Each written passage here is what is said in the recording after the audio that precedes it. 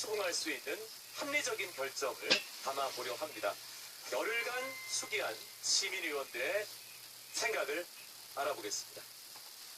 여러분, 2차 선택 버튼을 지금 눌러주십시오.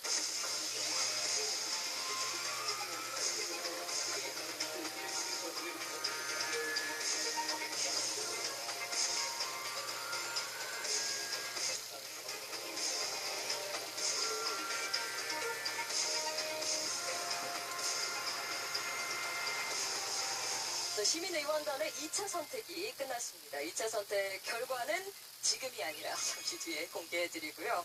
이광용 아나운서한테 제가 질문 하나 드릴게요. 네? 퀴즈 자신 있으십니까? 제가 또 1대100 8단계까지 갔던 사람입니다. 알겠습니다. 그럼 제가 질문을 내보겠습니다. 이게 무슨 뜻인지 맞춰주세요. 네? 그게 뭐예요?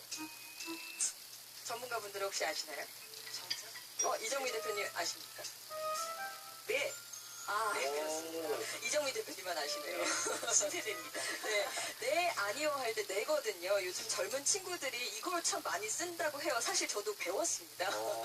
제가 이 말씀을 왜 드리냐 하면 오늘 낙태죄가 아무래도 법률과 관련된 용어들이 많다 보니까 그냥 일상생활에서 이렇게 쉽게 쓰는 단어들이 아니거든요. 그래서 저희가 여러분들의 이해를 돕기 위해서 개념과 용어를 설명하는 영상을 준비했습니다. 보시면서 아마 끄덕끄덕 하실 것 같은데요. 함께 보시죠. 1953년 형법이 제정된 때부터 낙태는 죄로 규정해서 처벌받도록 되어 있습니다. 그 구체적인 내용이 269조와 270조에 나와 있는데요. 269조에는 부녀가 양돌이나 기타 방법으로 낙태한 때에는 1년 이하의 징역이나 200만 원 이하의 벌금에 처하도록 규정하고 270조에는 의사 등의 의료인이 부녀의 요청으로 낙태하는 경우 2년 이하의 징역을 받게 된다는 게 주요 내용입니다. 여기서 낙태죄 처벌의 대상을 자세히 살펴보면 이렇게 부녀와 의료인으로만 되어 있습니다. 그래서 대부분 낙태죄로 기소되는 경우가 의료인이나 여성인 겁니다. 바로 이 부분에서 처벌에 대한 형평성을 지적하며 낙태죄를 폐지해달라는 주장이 나오고 있는 건데요. 형법상 낙태가 죄라는 사실은 분명하지만 모든 낙태가 불법은 아닙니다. 1973년 제정된 모자보건법 14조에 그 예외 조건들이 적혀 있죠. 네, 본인이나 배우자가 유전될 수 있는 정신장애나 신체 질환이 있는 경우, 본인이나 배우자가 전염성 질환이 있는 경우, 강간이나 준강간에 의해서 임신된 경우, 법률상 혼인할 수 없는 혈족 또는 인척 간에 임신된 경우, 임신의 지속이 모체의 건강을 심각하게 해치거나 해칠 우려가 있는 경우, 말씀드린 5가지의 이유에 해당될 때는 임신 24주 이내에 배우자의 동의를 얻어서 낙태가 가능합니다. 이 모자보건법 14조는 낙태죄를 얘기할 때 항상 언급되는 부분이니 꼭 기억해 두시고요. 또 전문가의 발제를 듣기 전에 알아야 할 몇 가지가 더 있죠. 네. 먼저 낙태죄 찬성 측에서 주로 사용하는 용어들을 알아보겠습니다. 이 3가지만 기억해 두시면 됩니다. 자기결정권, 재생산권, 건강권입니다. 이 자기결정권이란 누구의 간섭 없이 스스로 자신의 일을 결정할 권리를 말합니다. 작게는 집으로 갈 때 택시를 탈 것인지, 버스를 탈 것인지, 걸어갈 것인지 스스로 결정하는 것. 또 미래에 내가 하고 싶은 직업을 부모의 간섭 없이 선택하는 것도 자기결정권이죠. 이 낙태죄에서 거론되는 임신 여성의 자기결정권이란 임신을 계속할지 중단할지 스스로 결정할 수 있는 권리를 의미합니다. 재생산권이라는 말은 조금 낯설죠. 출산, 즉 사람이 사람을 다시 만든다는 의미에서 리프로덕티브를 쓴 것이고 이를 재생산으로 번역한 겁니다. 출산에 관한 모든 행위, 성행위에서부터 출산에 이르는 모든 과정을 여성이 스스로 결정할 수 있다는 권리입니다. 이 권리에 임신을 유지할 것인지 여부의 결정도 포함되는 것이죠. 세 번째 건강권은 생명, 건강을 지키는 인간의 기본적인 권리를 의미합니다. 여성들이 사용하는 위생용품에 1급 발암물질이 검출되자 국가의 전수조사를 요청한 것은 건강권을 행사한 대표적인 경우에 해당됩니다. 그렇다면 낙태죄 폐지 반대 측의 주장에서 주로 언급되는 생명권이란 무엇인가요? 이 생명권은 생명을 안전하게 유지하고 보호받을 권리로서 헌법상 명확히 명시되어 있지는 않지만 이 사회 구성원의 생각이나 여러 판례를 통해 볼 때 최고의 가치로 인정되는 권리입니다. 이렇게 낙태죄 폐지 논란에서 꼭 알아야 하는 핵심 내용들을 살펴봤는데요. 시민의원 여러분의 선택에 조금이나마 도움이 되길 바랍니다. 어휴, 두 분이 참 설명을 잘하시네요. 누군지 모르겠는데. 예. 박수 한번 주십시오, 여러분. 예. 시민의원 여러분들이 사전에 공부하시면서 질문을 참 많이 보내주셨습니다. 지금부터 여러분의 질문을 하나씩 살펴볼 텐데요. 먼저, 낙태죄와 출산율, 어떤 분께서 이 질문을 주셨죠? 예. 네, 저는 서울에 사는 김정은인데요. 낙태죄를 강화해도 실제 출산율에 도움이 안 되는데 그런 구체적인 자료가 있는지 궁금한데요. 네. 어떤 분께서 답변해 주시겠습니까? 제가 답변 드리겠습니다. 1966년도에 루마니아의 차우세스크 정권이 루마니아 인구수를 좀 더 늘리기 위해서 낙태죄 처벌을 굉장히 강화하는 법을 만들었습니다. 예를 들어서 아이 4명 이상이 있거나 근친상간이나 강간에 의한 경우, 그리고 산모가 45세 이상인 경우를 제외한 나머지는 어떤 이유로도 낙태를 할 수 없다라고 하는 그런 처벌 조항을 만들었는데요. 실제 그 조항을 만들고 나서 인구가 한 4년 동안 조금 늘기는 했습니다. 그런데 인구가 늘어난 이후에 실제 아이들을 돌볼 수 없는 처지에 놓인 많은 여성들이 아이들을 보육시설에 버린다든가, 그리고 아이들의 영양 결핍으로 유아 사망률이 오히려 늘어나는 이런 일이 발생을 했습니다. 그리고 결국은 4년 이후부터 점차 출산율이 감소하면서 이전 상태로 돌아가는 과정이 진행이 되었고요. 이 과정에서 불법적인 임신 중절을 선택했던 많은 여성들이 오히려 사망하거나 큰 질병을 얻거나 이런 경우들이 있습니다. 그렇기 때문에 낙태죄로 처벌하는 것이 출산율에 직접적인 영향을 주지 않는다라는 것이 이런 사례를 통해서 저희들이 확인을 해볼 수 있습니다. 김정은 의원님, 궁금증이 해소되셨습니까? 네, 많이 해소됐습니다. 감사합니다. 지금부터 찬성, 반대, 양측 전문가 여러분들의 발제를 차례차례 듣도록 하겠습니다. 먼저 낙태죄 폐지 찬성 측 이정미 정의당 대표의 발제를 박수로 청하겠습니다.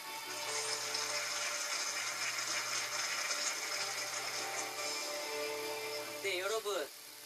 무엇을 하다 보면 거짓골을 못 면한다. 어디서 많이 들어보셨죠? 혹시 들어보신 분? 네.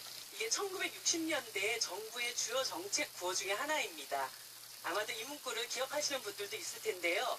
덮어놓고 나타보면 거짓골을 못 면한다입니다. 요새는 상상하기 힘들지만 60년대에 정부가 산하 제한을 위해서 내놓은 구호입니다.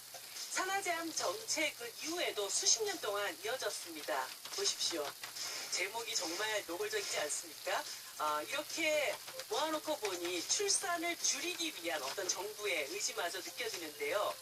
하지만 2000년대에 들어서면 상황이 완전히 뒤바뀌게 됩니다. 출산 장려를 위해서 보건복지부가 내놓은 포스터입니다.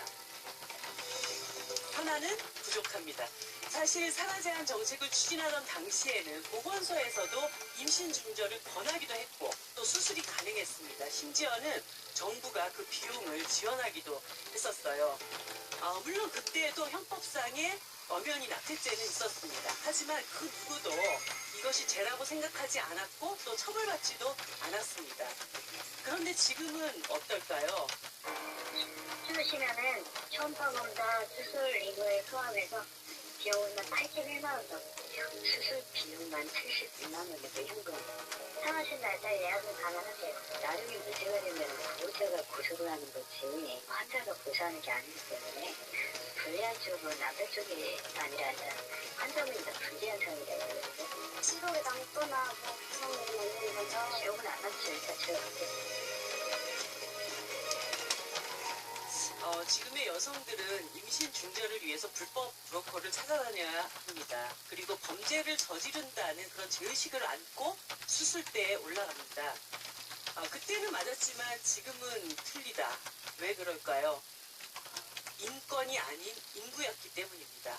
인구가 많을 때는 줄이고 인구가 적을 때는 늘리는 방식으로 정부가 여성의 몸을 통제해 온 것입니다.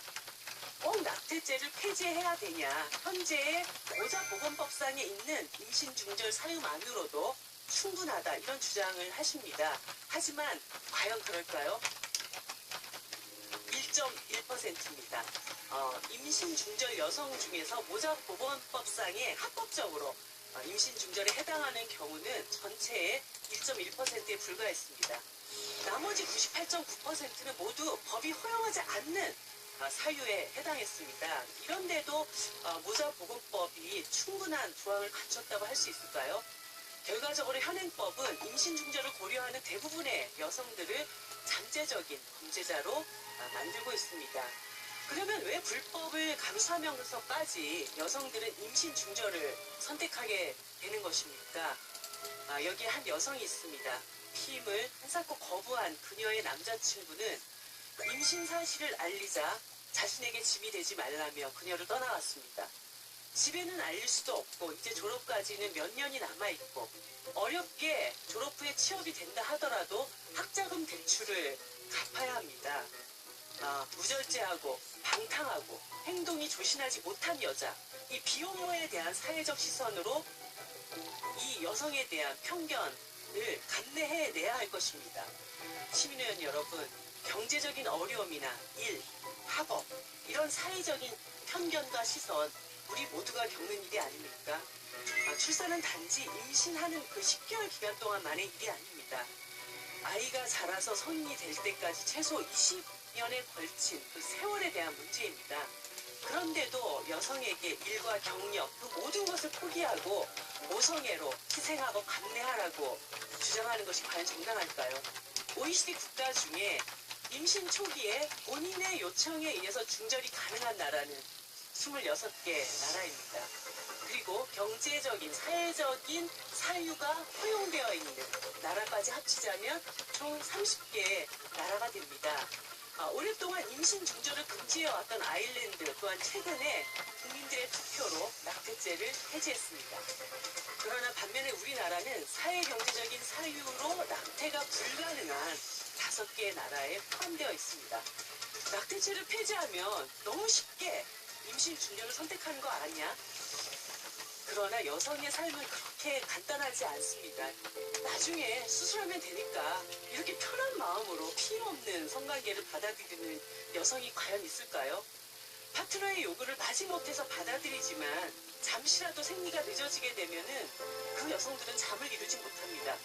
내가 원치 않는 임신을 하게 된 것은 아닐까 이런 불안과 공포 때문입니다. 그리고 이런 여성들을 이해하지 못하고 여성들은 낙태죄가 없어지면 마음껏 낙태할 수 있다 이렇게 생각하는 것은 여성들의 이 삶을 한 번도 이해해보지 못한 주장이라고 저는 생각을 합니다. 마치 성형수술을 하는 것처럼 부담 없이 임신 중절 수술대에 오르는 그런 여성도 없습니다. 아프고 두렵고 죄책감에 시달립니다. 그리고 그 짐은 온전히 그 여성이 혼자 안고 살아가야 합니다. 그런데도 지금의 법은 배우자의 동의가 없으면 합법적인 임신 중절조차도 안 된다고 되어 있습니다. 임신이라는 공동 결과에 대해서 책임지지 않는 파트너에게 동의까지 받아오라고 하는 이 법은 한마디로 여성에게 너무 잔인한 것 아닐까요? 처벌은 임신 중단율을 결코 낮출 수 없습니다. 올바른 피임법을 일찍부터 교육하고 국가가 언제 어떤 상황에서도 아이를 낳을 수 있는 여건을 조성하는 것이 우선입니다. 그런데도 출산을 할 수 없는 경우라면 여성들의 그 선택을 도와야 합니다. 그 여성들에게 단지 여성이여 용기를 가져라 이렇게 격려한다고 그들의 삶을 책임질 수는 없으니까요.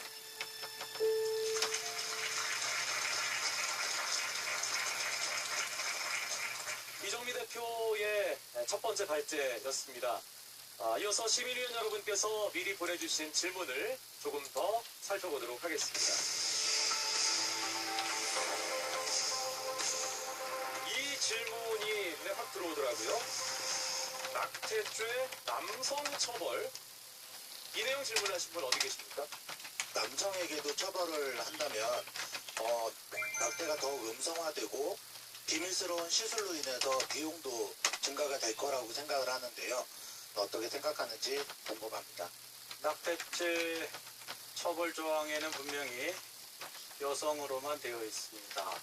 그러나 현재도 아이의 엄마와 함께 병원을 가서 어떤 낙태에 도움을 줬다든지 또는 비용을 제공했다든지 시술 의료기관을 함께 찾고 노력했다면 현재 형법 이론으로도 남성을 처벌할 수 있습니다. 일단 발제를 좀 더 들으면 좀 실마리가 잡히지 않을까 싶은데요. 김천수 교수께서 이 부분과 관련된 내용 담아서 발제를 준비하셨습니다.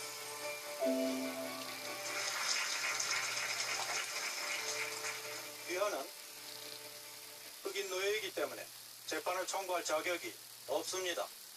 1850년 미국 대법원이 내린 결정의 취지입니다. 재판을 통해 얻고자 했던 자유를 얻고자 했던 브래드 스캇 흑인 노예라는 이유 때문에 그의 꿈은 그렇게 꺼지고 말았습니다. 흑인 노예는 재판을 청구조차 할 수 없었던 것이 당시 미국이었습니다. 흑인 노예를 죽인 사람은 살인죄로 처벌되지도 않았습니다. 흑인 노예 생명은 사람의 생명이 아니었기 때문에 흑인 노예는 주인 소유 재산의 하나, 물건이었던 것입니다. 여러분은 지금 이 법이 옳다고 생각하시겠습니까? 당연히 아니죠. 여러분과 마찬가지로 당시 미국의 많은 사람들도 이 법은 옳지 않다 생각했고, 잘 아시는 바와 같이 1865년 미국 정부는 노예제를 공식적으로 폐지했습니다. 흑인의 생명도 법으로 보호할 가치가 있다는 생각으로 진화한 것입니다. 이렇게 법으로 보호해야 할 가치, 즉 법을 새로 만들거나 고치거나 또는 폐지할 때 모름지기 문명국이라면 법익을 따져야 합니다. 낙태죄, 이렇게 비난받고 있는 낙태죄, 그가 보호하는 법익은 뭘까요? 태아의 생명입니다. 낙태죄를 없애자고 합니다. 폐지하자고 합니다. 그러려면 태아는 보호 가치 있는 생명이 아니라 그 선언해야 합니다. 과연 태아는 그런 법익이 없는 존재일까요? 누가 그렇게 단언할 수 있습니까? 생명이라는 법익은 누가 뭐라 그래도 보호되어야 하고 지켜져야 할 최고의 가치입니다. 그래서 2012년 우리 헌법재판소가 낙태죄를 합헌으로 결정했던 것이고, 그 가장 큰 이유가 바로 여기에 있었습니다. 태아의 생명은 법으로 보호하기에 충분한 가치가 있다는 것입니다. 일정 기간 낙태를 무조건 허용했다고 하는 많은 OECD 국가들, 과연 그러한 나라들은 그러한 낙태죄를 완전히 전면 폐지하자, 이제 마음껏 낙태해도 좋다라는 법으로 바꾸자는 운동이 있을까요? 저는 아직 못 들었습니다. 현재 독일과 스위스는 3년까지, 프랑스는 2년, 그리고 심지어 상습적으로 반복하면 5년까지도 형사처벌이 가능합니다. 오스트리아, 일본, 1년까지 처벌이 가능하고요. 이렇게 낙태를 일정 기간 자유롭게 허용했어도 그 기간을 넘긴 낙태는 여전히 태아의 생명을 치면 범죄인 분명히 한 것입니다. 오늘 우리 논의되고 있는 주제, 낙태를 완전히 없애자, 낙태죄를 완전히 폐지하자, 마음껏 낙태를 허용하자 라는 겁니다. 대한산부인과협회 의사회에 따르면 하루에 평균 3,000건이, 연 약 110만 건의 낙태 수술이 우리나라에서만 이루어지고 있다고 합니다. 110만 건. 감이 오십니까? 자, 우리나라에 6개의 광역시가 있습니다. 그중에 울산광역시에 살고 계신 분들이 약 117만 명입니다. 이 통계가 사실이라면 낳기 싫어서, 준비가 안 되어서, 내가 원한 게 아니어서, 어쩔 수 없어가지고, 그래서 광역 시민 숫자만큼의 생명들이 매년 사라지고 있다는 겁니다. 만일 낙태죄가 완전히 사라지고 마음껏 낙태할 수 있는 상황이 된다, 낙태가 지금보다 더 많이 이루어지지 않을까요? 낙태를 일정 기간 합법화한 나라들은 낙태율이 높지 않다라고 합니다. 노르웨이는 12주까지는 자유롭게 낙태를 허용하는 국가입니다. 그러나 그 이후에는 일정 사유 일정 요건이 구비되어야 낙태를 허용합니다. 2010년대 통계에 따르면 노르웨이 낙태율은 1.69%로 매우 낮습니다. 자, 그런데 여기에 간과해서는 안 될 숨은 변수가 있습니다. 잠시 저 두 숫자를 보십시오. 38 그리고 10. 이 두 숫자가 갖는 의미가 무엇일까요? 노르웨이에서는 낙태 시술은 정부에서 허가받은 전문병원에서만 가능합니다. 38은 노르웨이에서 낙태 시술을 할 수 있는 병원의 숫자입니다. 노르웨이가 우리의 3배 면적, 그것에 비한다면 낙태가 가능한 병원의 수는 현저히 적습니다. 그렇기 때문에 낙태를 원하는 여성들은 열흘 정도의 기다리는 시간을 가져야 합니다. 그 기간 동안 무슨 일이 벌어질까요? 이 기간 동안 자연스레 자신의 선택이, 결정이 옳았는지 다시 생각하게 됩니다. 그래서 일부 여성은 자신의 결정이 옳지 않다 생각하여 낙태 의사를 초래하고 임신 유지를 선택합니다. 낮은 낙태율을 분석한 중에 놓쳐선 안 될 중요한 변수입니다. 또 하나, 우리가 간과해선 안 될 점이 있습니다. 낙태를 일정 기간 허용한 나라의 대부분은 법이 허용하는 그런 낙태 사유에 해당하는 사안이지, 그리고 그것이 적절한지를 전문가가 확인하고 승인하는 제도를 두고 있다는 것입니다. 승인은 상담을 통해서 이루어지는데 여기서 상담의 목적은 태아 생명 보호를 최우선으로 하고 있다는 점입니다. 임신을 유지하도록 여성을 격려하고 부모가 될 수 있는 사회복지제도를 알려주며 지금 당장 어려운 상황에서 벗어나기 위한 임신 방편으로서의 임신 중단, 그것으로 가지 않도록 해주는 겁니다. OECD의 30개 국가들 낙태를 허용했지만 낙태율이 낮은 데는 이렇게 사회적 시스템 마련이 있습니다. 임신 여성에게 자기결정권을 보장해달라고만 합니다. 여기에 결정은 낙태를 하느냐 또는 안 하느냐, 단 두 개 길밖에 없습니다. 낙태의 전면 폐지, 낙태를 둘러싼 문제들, 그거를 해결할 수 유일한 방법일까요? 아닙니다. 사회적 합의를 도출할 수 있는 해법일까요? 아닙니다. 우리는 낙태죄의 완전 폐지가 아니고 다양한 선택지를 놓고 사회적 합의를 도출하는 노력 해야 합니다. 우리가 고민할 것은 어떤 경우에 태아의 생명, 여성의 법익보다 가치가 낮은지 이에 대한 사회적 합의입니다. 우리는 전통적으로 아기가 태어나면서 바로 한 살이 됩니다. 엄마의 뱃속의 태아도 사람으로 존중되었던 것입니다. 그때 우리의 삶이 이미 시작되었다고 본 것입니다. 잠시 비교해 보십시오.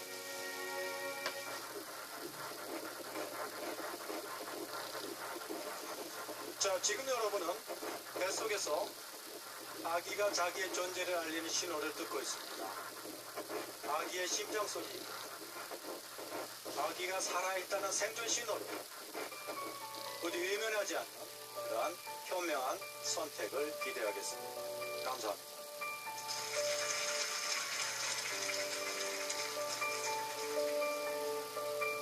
네. 이어서 찬성 측의 발제를 듣기 전에 시민 여러분들께서 보내주신 질문 살펴보겠습니다.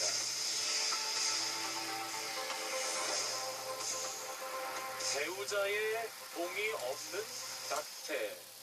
이 내용 질문하신 분 어디 계시죠? 우리나라는 모자보건법에서 배우자의 동의하에 낙태가 허용된다고 하는데 배우자 없이 5가지 경우에 해당된다면 어떤 방법으로 낙태를 할 수 있는지 궁금합니다. 누가 답변했지? 제가 이한번 변호사님. 배우자가 없는 분의 경우에는 배우자의 동의가 당연히 받을 수 없기 때문에 원칙적으로는 낙태 수술을 받을 수 있게 되어 있습니다. 그런데 태아의 생부라는 사람이 나타나서 왜 내 동의를 안 받고 너네 낙태 수술을 했느냐 라면서 병원을 고소나 고발을 했을 때 처벌을 받습니다. 법에서는 그렇게 규정하고 있지 않지만 현실적으로 그런 식으로 그 태아의 생부의 동의를 얻어야 되는 문제가 좀 있습니다. 네. 김양희 시민위원님의 궁금증 이한번 변호사께서 답변을 해주셨는데요. 자연스럽게 이 낙태죄 폐지 찬성 측 전문가 이한범 변호사님의 발제를 청해 듣겠습니다.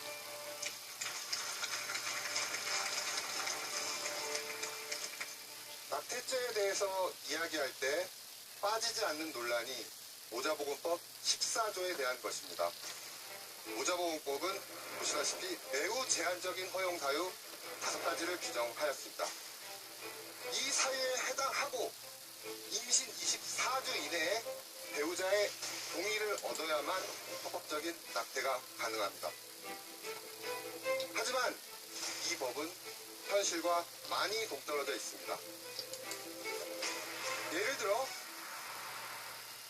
강간으로 임신을 한 경우에 낙태가 가능하지만 강간 피해자라는 사실을 피해자가 직접 입증을 해야 됩니다. 이혼 소송이 진행 중인데 임신을 한 여성이 낙태 수술을 받기 위해서는 이혼 소송의 상대방인 그 배우자한테 찾아가서 동의를 받아야 합니다. 그리고 또 이 예외 사유에 해당하더라도 약물로서 낙태를 하면 처벌을 받습니다. 그런데 또 이 통계를 보시면요. 낙태죄로 실제 법원에서 재판을 받는 경우는 평균적으로 1년에 약 15건 정도밖에 되지 않습니다. 원칙적으로 낙태죄는 여성과 의사만 처벌을 합니다. 그러면 어떤 경우에 여성이 처벌이 되는 걸까요? 한 남성이 여성을 낙태죄로 고발한 사건이 있었습니다. 두 사람은 연인이었습니다. 이별 후 남성이 여성을 스토킹하기 시작했고 여성이 남성을 경찰에 신고를 합니다.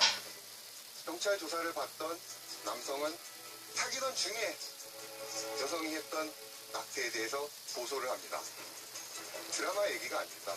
실제 제가 결론을 담당했던 사건입니다. 이렇게 거의 모든 낙태 사건은 헤어진 남성의 고소 고발에 의해서 시작이 됩니다. 왜냐하면 경찰이나 정부기관은 낙태를 단속하고 있지 않습니다. 2012년에 있었던 낙태죄 헌법소원 사건에서 헌법재판소는 낙태죄가 합헌이라는 결론을 내렸습니다. 태아는 산모와 별개의 생명체로 인정되어야 하며 사액인 인부의 자기결정권이 태아의 생명권 보호라는 공익에 비해 크다고 할 수 없다. 이렇게 헌법재판소는 태아의 생명권을 인정하였습니다. 저는 여기서 시민 의원분들께 이런 질문을 드리고 싶습니다. 과연 태아는 인간입니까? 저는 종교적 철학적인 개념을 이 자리에서 논하고자 하는 것은 아닙니다. 저는 법률 전문가로서 우리나라의 법은 태아를 인간으로 규정하고 있지 않다고 말씀드리고 싶습니다. 민법에서는 태아가 완전히 출생했을 때, 형법에서는 출산 진통이 시작되었을 때 태아는 인간이 된다고 해석하고 있습니다. 헌법은 국민만이 기본권 주체성을 가진다고 하여 인간만이 헌법상 기본권을 가집니다. 미국 연방 대법원에서도 낙태 판결이라고 불리우는 로데 웨이드 판결에서 태아는 출생하여야 인간의 권리를 받는 것이다 라고 판시하였습니다. 우리 헌법재판소는 아무런 근거도 제시하지 않고 태아한테 생명권이 있다 라고 전제하면서 태아의 생명권 대 여성의 자기결정권이라는 대결 구도를 만들었습니다. 태아는 여성과 분리되어서는 독립적으로 존재할 수 없는 존재입니다. 태아와 여성의 대결 구도는 여성의 몸을 통제하고 여성을 출산의 수단으로 보고자 하는 가부장적 인식에서 출발합니다. 이 표는 난임 시술에 사용되는 배화의 현황입니다. 우리가 보통 시험관 아기 시술이라고 부르는데요. 그래프에서 보이는 위에 있는 선은 체외 수정으로 만들어진 배아의 숫자이고 아래에서는 임신에 실제로 이용된 배아의 숫자입니다. 매해 공통적으로 만들어진 배아의 숫자가 임신에 실제로 이용된 배아의 숫자보다 많습니다. 왜 그럴까요? 임신 성공률을 높이기 위해 자궁 내에 배아를 3개까지 이식을 합니다. 2015년 이전에는 5개까지도 가능했습니다. 이식을 한 후에 착상에 성공을 하게 되면, 착상하게 되면 그때부터 태아라고 말을 합니다. 착상에 성공을 하게 되면 자국 내에 3개의 배아가 생존하는 겁니다. 이때 1개에서 2개의 배아만을 남기고 나머지는 선택 유산을 하게 됩니다. 이 시기가 대부분 사람의 형상을 갖춘다는 임신 8주에서 10주 정도이고 선택 유산은 처벌되지 않습니다. 우리가 아는 낙태와 어떤 부분이 다르고 어떤 부분이 같은가요? 이런 점들을 보면 헌법재판소가 태아의 생명권을 인정하며 낙태죄를 합헌이라고 판단했던 결정은 너무나 모순되어 보입니다. 국가가 태아의 생명을 지킨다는 명목으로 다른 수단은 전혀 고려하지 않고 여성과 의료인들을 오로지 처벌만으로 다스리는 것이 과연 정당한 일일까요? 낙태죄의 가장 큰 문제점은 거의 모든 낙태가 처벌 대상이기 때문에 여성이 안전한 낙태 수술을 받을 수가 없고 안전이 검증된 약물조차 사용할 수 없다는 것입니다. 지금까지 낙태를 고민하거나 경험했던 여성들은 국가에 의하여 아이를 낳는 수단이 되고 낙태죄라는 협박 속에 살아왔습니다. 오늘 시민 여러분들의 현명한 선택으로 여성들의 존엄을 지켜주시기 바랍니다.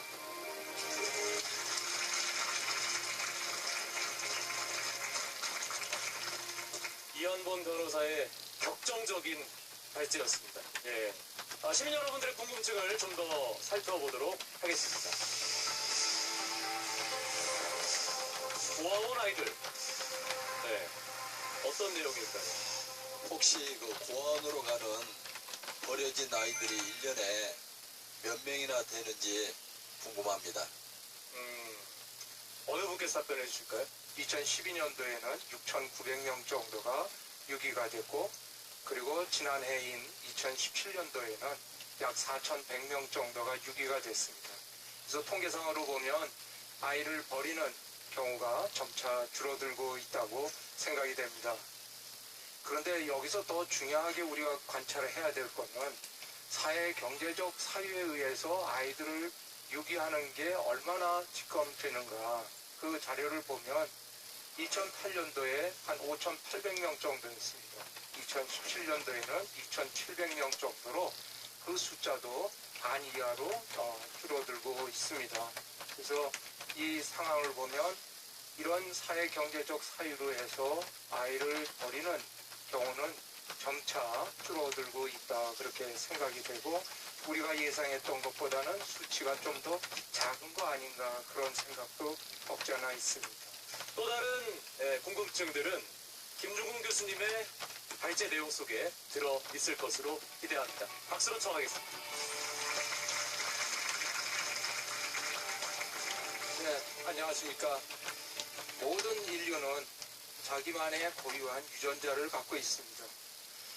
과학에 의해서 밝혀진 바로는 자기가 갖는 가장 고유한 그 유전자가 처음 나타난 것이 바로 수정란입니다.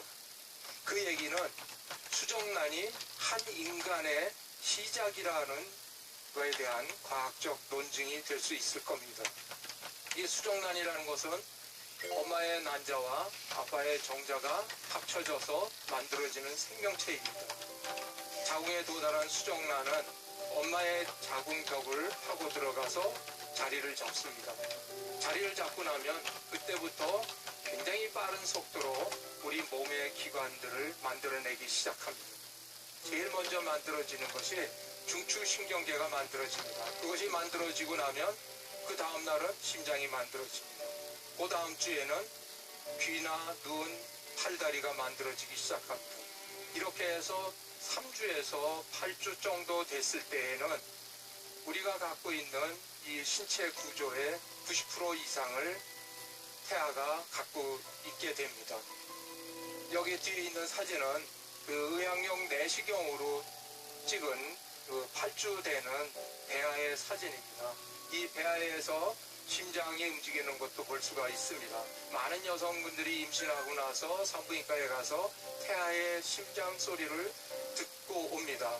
제일 먼저 들을 때는 6주 정도서부터 들을 수가 있습니다. 그 얘기는 벌써 6주에 심장이 만들어져서 뛰고 있다는 얘기가 됩니다. 그리고 이 사진에서 보다시피 눈의 윤곽도 보이고 손과 발이 다 갖춰져 있고 내부 장기도 이 3주에서 8주 사이에는 다 갖춰지게 됩니다. 모든 거는 수정란이 갖고 있는 그 시간표에 따라서 그 날짜가 되면 그 장기가 만들어지게 됩니다. 그런데 낙태는 무엇입니까? 낙태는 바로 이런 작은 인간을 제거하는 것입니다. 많은 사람들은 낙태 시술을 병원에서 행해지고 있는 간단한 의료 행위 하나 정도로 생각을 하고 계십니다. 그러나 이 낙태의 실체를 알게 된다면 우리가 얼마나 잔인한 선택을 했는가를 아시게 될 겁니다. 낙태하는 데에는 두 가지 방법이 있습니다. 그 중에 하나가 수술적 낙태이고 또 다른 하나는 약물적 낙태입니다. 임신 초기에 자궁벽에 붙어있는 태아를 제거하기 위해서 큐렛으로 자궁벽을 꽉꽉 긁다 보면 자궁벽에서 출혈이 될 수가 있고 또 심한 감염이 발생할 수도 있고 또 경우에 따라서는 자궁에 구멍이 나는 자궁 천공이 될 수도 있습니다. 8주와 9주 정도 되면은 태아가 커져서 그때에는 태아를 제거하기 위해서 흡입 소파 수술을 하게 됩니다. 가느다란 관에 연결된 흡입기를 자궁 안으로 집어넣어서 태아와 양수를 빨아내는 겁니다. 이때의 강력한 압력에 의해서 태아의 몸은 산산이 부서지게 됩니다. 그러고도 남는 부분은 다시 큐렛이라는 기구를 이용해서 자궁벽을 긁어냅니다. 이 사진은 낙태된 7주된 태아의 팔입니다. 이렇게 죽임을 당한 태아는 결국 의료 폐기물로 없어지게 됩니다. 이런데도 낙태가 생명을 죽이지 않았다고 얘기할 수 있겠습니까? 단지 세포덩어리만을 꺼집어낸 것이라고 얘기할 수 있겠습니까? 여성의 건강을 위해서 일부의 사람들은 약물적 낙태를 할 수 있도록 허용해달라고 주장을 합니다. 이 낙태약은 복용을 하면은 강력하게 자궁을 수축시킵니다. 그렇게 해서 자궁으로부터 태아를 밖으로 배출시키는 그런 낙태 기전을 갖고 있습니다. 임산부가 이 약을 복용하게 되면 하혈을 하게 됩니다. 보통 출혈이 일어나는 것이 9일에서 16일 정도로 오랜 시간 지속됩니다. 그렇지만 12명 중에 1명 정도는 30일씩이나 출혈을 하게 됩니다. 100명 중에 1명은 이 출혈 과다로 인해서 입원을 해서 치료를 받아야 된다고 보고가 되어 있습니다. 한 가지 더 말씀을 드린다면 미국 FDA에서 보고한 데에 의하면 실패율이 7주에는 5%가 되고 9주에는 10%가 된다고 합니다. 10%면 10명 중에 한 사람이 낙태에 실패한다는 얘기입니다. 이런 낙태약이 과연 안전한 낙태 방법이겠습니까? 전 그렇게 생각하지 않습니다. 사람들은 낙태를 12주 이내에 하도록 허용해달라고 얘기를 합니다. 왜? 12주 이내에 태아는 낙태를 해서 자기 몸이 부서지더라도 고통을 못 느낀다라고 그런 명분으로 얘기를 합니다. 과연 그럴까요? 여러분, 태아가 엄마 뱃속에서 움직이는 것을 우리는 태동이라고 얘기를 합니다. 이 태동을 처음 느끼게 되는 것이 12주부터 느끼게 됩니다. 태동이 있다는 것은 태아의 신경, 뇌와 다른 신체 기관들이 연결이 잘 돼 있다는 얘기입니다. 이때 피부에 감각이 발달하게 돼서 조그만 자극을 가해도 태아는 즉각적인 반응을 보이면서 움직입니다. 이런 태아를 감각이 없다고 우리가 얘기할 수 있겠습니다. 지금은 여건이 마련되지 않아서 어쩔 수 없이 낙태를 하지만 이제 다시 임신을 하면 된다. 그렇게 말들 합니다. 근데 과연 그럴까요? 낙태로 훼손된 자궁으로 임신을 하면 자궁의 임신이 생기든가 또는 유산을 한다든가 경우에 따라서는 난임이 발생할 수도 있습니다. 이렇게 되면 정작 아이를 낳고 싶을 때 아이를 가질 수 있는 확률이 떨어지게 됩니다. 결코 낙태는 안전한 시술이 아닙니다. 지금은 낙태죄를 폐지를 요구할 때가 아니라고 생각을 합니다. 이것이 태아와 여성을 모두 다 낙태로부터 자유롭게 보호하려는 뜻입니다. 감사합니다.